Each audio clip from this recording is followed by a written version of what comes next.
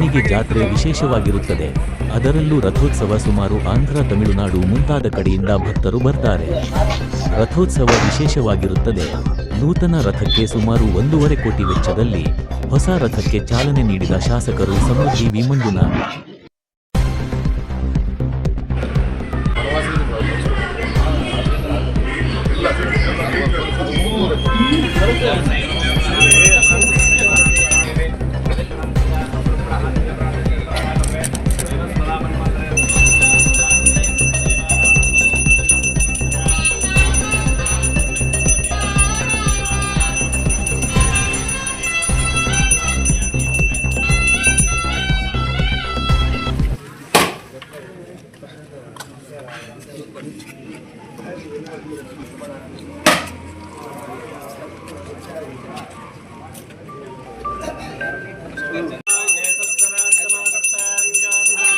ಚಪ್ಪಲಿ ತೆಗೆದ್ಬಿಟ್ಟು ಹೋಗಿದ್ರಿ ಆ ಕಡೆ ಆಯ್ತು ನೋಡಿ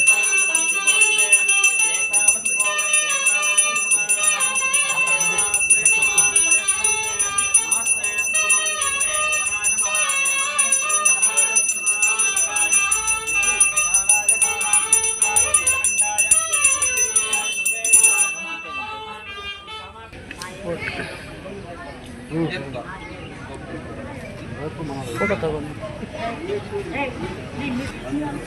ಸುಮ್ಮನೆ ಸೀಟ್ ತೆಗಿಬೇಕು.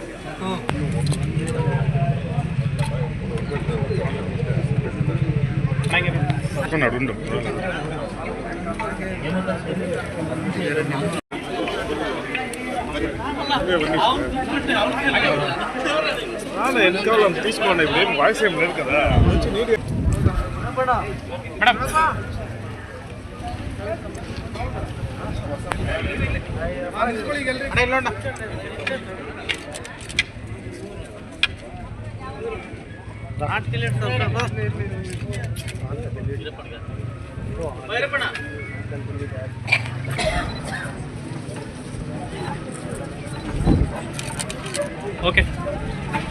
ಇವಾಗಲೇ ಜನತೆಗೆ ವಿಜಯದಶಮಿ ಶುಭಾಶಯಗಳನ್ನು ತಿಳಿಸ್ತಾ ಇವತ್ತು ಸ್ವಾಮಿ ರಾಮಲಿಂಗೇಶ್ವರನವನ ದರ್ಶನವನ್ನು ಪಡೆದು ನನ್ನ ಜೊತೆ ತಾಲೂಕು ದಂಡಾಧಿಕಾರಿಗಳು ಹಾಗೂ ಮುಜರಾಯಿ ದಂಡಾಧಿಕಾರಿಗಳು, ತಹಸೀಲ್ದಾರ್ ಮುಜರಾಯಿ ತಹಸೀಲ್ದಾರರು ಹಾಗೂ ಮುಜರಾಯಿ ಆರ್ಐಗಳು ಮತ್ತು ಈ ಸಂಬಂಧಪಟ್ಟ ಆರ್ಐವರು ಹಾಗೂ PDOಗಳು ಹಾಗೂ ಗ್ರಾಮ ಪಂಚಾಯತ್ ಅಧ್ಯಕ್ಷರು, ವಾಲ್ಮೀಕಿ ಸಂಘದ ಅಧ್ಯಕ್ಷರು, ಈಗಾಗಲೇ ನೂತನವಾಗಿ ಆಯ್ಕೆಯಾಗಿರ್ತಕ್ಕಂಥ ಯೂನಿಯನ್ ಒಳಗ ನಿರ್ದೇಶಕರು, ನಮ್ಮ ಜಗದೀಶ್ ಅವರು, ನಮ್ಮ ಹರಿವರು, ನಮ್ಮ ಕೋದಂಡವರು, ನಮ್ಮ ಚಂಗರಾಯಪ್ಪವರು, ನಮ್ಮ ಸ್ವಾಮಿಗಳು ಹಾಗೂ ನಮ್ಮ ಪದ್ಮನಪ್ಪಣ್ಣವರು ಪ್ರಮುಖ ಎಲ್ಲರೂ ಇವತ್ತಿನ ರಾಮಲಿಂಗೇಶ್ವರ ಪೂಜೆಗೆ ಆಗಮಿಸಿ ಈಗಾಗಲೇ ಸಾರ್ವಜನಿಕರಿಂದ ಸಾರ್ವಜನಿಕ ಸುಮಾರು ಮಾತು ಕೇಳಿ ಬರ್ತಾ ಇತ್ತು. ಇನ್ನು ಶಾಸಕರು ಕೊಟ್ಟಿರ್ತಕ್ಕಂಥ ಮಾತನ್ನ ಹತ್ರ ಬಂತು, ಇನ್ನು ತೇರ್ ರೆಡಿ ಮಾಡಲ್ಲ ಅಂತ ಬಂತು. ಸೊ ಅದರಿಂದ ನಾವೇನೇ ಮಾಡ್ಬೇಕಾದ್ರೂ ಕೂಡ ಸರ್ಕಾರದ ಅನುಮತಿಯನ್ನು ಪಡೆದು ಮಾಡ್ಬೇಕಾಗ್ತಕ್ಕದ್ದು. ಯಾಕೆಂದ್ರೆ ಮುಜರಾಯಿ ಇಲಾಖೆ ಆಗೋದ್ರಿಂದ ನಾವೇನೇ ಮುಟ್ಬೇಕಾದ್ರೂ ಕೂಡ ಸರ್ಕಾರ ಅನುಮತಿ ಪಡೆದು ಮಾಡ್ಬೇಕಾಗುತ್ತೆ. ಈಗಾಗಲೇ ಅನುಮತಿಯನ್ನ ಬಂದಿದೆ. ಈಗಾಗಲೇ ಹಳೆ ರಥವನ್ನ ಬರ್ತಕ್ಕಂಥ ಫೆಬ್ರವರಿಗೆ ನಮ್ಮ ಜಾತ್ರೆಗೆ ಅದನ್ನ ಕುಲಂಕುಷವಾಗಿ ರೆಡಿ ಮಾಡಿ ಈ ವರ್ಷ ಅದರಲ್ಲೇ ರಥವನ್ನ ಮಾಡಿ, ಹಳೆ ರಥ ಕೀಳ್ಲಿಕ್ಕೆ ಬರುವುದಿಲ್ಲ. ಅದರಿಂದ ಇವತ್ತೇ ಸುಮಾರು 96 ಲಕ್ಷ ಪ್ಲಸ್ ನನ್ನೊಂದು 50 ಲಕ್ಷ 1.5 ಕೋಟಿದಲ್ಲಿ ಹೊಸ ರಥವನ್ನ ಮುಂಬರುವ ಬಹುಶಃ 27ನೇ ಫೆಬ್ರವರಿಗೆ ರೆಡಿ ಆಗ್ತದೆ. ಅವರಿಗೆ 1.5 ವರ್ಷ ಟೈಮ್ ಬೇಕಂತೆ ರಥ ಮಾಡ್ಲಿಕ್ಕೆ. ದೊಡ್ಡ ಮಟ್ಟದಲ್ಲಿ ಕರ್ನಾಟಕ ರಾಜ್ಯದಲ್ಲೇ ಇಲ್ಲಿ ತನಕ ಇಲ್ಲದ ಒಂದು ರಥವನ್ನ ಒಂದು ತಮಿಳುನಾಡು ಶೈಲಿಯಲ್ಲಿ ಮಾಡ್ಲಿಕ್ಕೆ ಒಂದು ಪ್ರಸ್ತಾವನೆ ಸಲ್ಲಿಸಾಗಲಿ ಗೌರ್ಮೆಂಟ್ ಇಂದ ಅಪ್ರೂವಲ್ ಆಗಿ ನನಗೆ ಬರ್ಬೇಕಂತಕ್ಕಂಥ ಒಂದು ವೇಟಿಂಗ್ ಮಾಡ್ತಾ ಇದ್ದೀನಿ. ಅದರಿಂದ ಇವತ್ತೇ ಒಳ್ಳೆ ದಿವಸ, ವಿಜಯದಶಮಿ ದಿವಸ ಒಳ್ಳೆ ದಿವಸ ಅಂತ ಅಂದ್ಬಿಟ್ಟು ಇವತ್ತಿಗೆ ರಥ ಪೂಜೆ ಮಾಡೋ ಮುಖಾಂತರವಾಗಿ ನಾನು ಮತ್ತು ದಂಡಾಧಿಕಾರಿಗಳು ಇದಕ್ಕೆ ಚಾಲನೆ ಕೊಡ್ತಾ ಇದೀವಿ. ಇವತ್ತೇನು ಸಾರ್ವಜನಿಕರು ತಾವೇನು ಅಹವಾಲನ್ನು ಲಾಸ್ಟ್ ಟೈಮ್ ನಾನು ಕೂಡ ರಥವನ್ನು ನೋಡಿದೆ.